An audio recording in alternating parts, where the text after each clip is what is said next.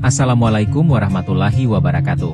Di video kali ini saya akan membahas mengenai manajemen strategi dengan topik implementasi strategi, yaitu bagaimana sebuah strategi dijalankan dalam praktik nyata, sekaligus berbagai tantangan yang sering muncul dalam proses tersebut. Nama saya Fikri Enggar Lukita, Prodi Manajemen, mahasiswa YPUP Makassar, dosen pengampu Bapak Heri Yulianto, SEMSI. Buat kalian yang ingin memahami tentang topik implementasi strategi dan tantangannya, pastikan kalian tonton sampai selesai. Pertama-tama mari kita bahas mengenai konsep dasar dari implementasi strategi.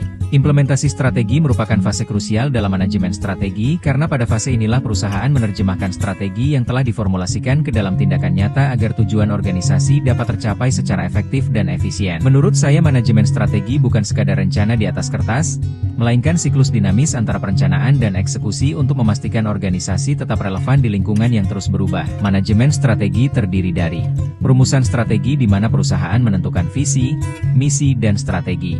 Kedua yaitu implementasi strategi di mana perusahaan melaksakan strategi dalam tindakan nyata. Ketiga, evaluasi strategi yaitu menilai dan mengoreksi strategi. Pada intinya, implementasi strategi berfokus pada pelaksanaan strategi yang sudah dirumuskan.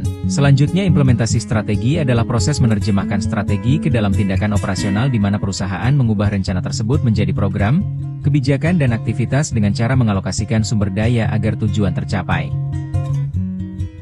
Komponen utama implementasi strategi. Yang pertama adalah struktur organisasi, kedua kepemimpinan dan manajemen, ketiga sistem dan prosedur, keempat sumber daya manusia, kelima budaya organisasi, keenam anggaran dan sumber daya. Dari langkah-langkah di atas dapat saya simpulkan bahwa strategi yang baik tidak cukup hanya dirumuskan, tetapi harus jelas tujuannya, didukung kebijakan, memiliki sumber daya yang baik, dikerjakan oleh orang yang tepat, dipahami bersama dan diawasi secara berkelanjutan. Langkah-langkah implementasi strategi. Berdasarkan poin di atas dapat saya simpulkan bahwa manajer adalah penghubung utama antara strategi perusahaan dan pelaksanaannya di lapangan. Peran manajer dalam implementasi strategi. Manajer sangat berperan penting dalam implementasi strategi karena manajer akan mengarahkan mengkoordinasikan berbagai unit kerja. Alat pendukung implementasi manajemen strategi. Yang pertama balance scorecard, yang kedua key performance indicator, ketiga standar operating procedure, keempat sistem informasi manajemen, dan terakhir rencana kerja dan anggaran. Alat-alat ini bukan sekadar administrasi, melainkan sistem navigasi agar organisasi tetap berada di jalur yang benar menuju tujuan jangka panjangnya.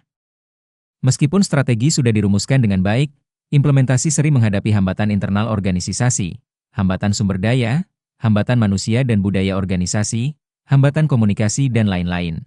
Tantangan manajemen strategi. Yang pertama, tantangan sumber daya terbatas, tantangan resistensi, komunikasi yang tidak efektif, budaya organisasi. Dari tantangan di atas dapat saya simpulkan bahwa manajemen strategi yang sukses di masa kini bukan lagi tentang memiliki rencana 5 tahun yang kaku, melainkan membangun organisasi yang mampu beradaptasi dengan cepat. Kunci utamanya adalah memastikan setiap individu dalam perusahaan memahami kemana tujuan organisasi. Kesimpulannya, strategi bukanlah soal seberapa cerdas ia dirumuskan tetapi seberapa disiplin ia dijalankan. Implementasi strategi adalah tahap paling krusial karena disinilah ide diuji oleh realitas organisasi sehari-hari.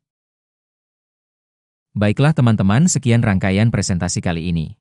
Akhir kata saya ucapkan terima kasih atas perhatiannya dan pada kesempatan ini, saya mengucapkan terima kasih yang sebesar-besarnya kepada Bapak Heri Yulianto SEMSI selaku dosen manajemen strategi atas bimbingan, arahan, dukungan selama proses pembelajaran serta ilmu yang telah diberikan khususnya kepada saya. Semoga ilmu yang diberikan dapat terus kami terapkan di masa mendatang. Wassalamualaikum warahmatullahi wabarakatuh.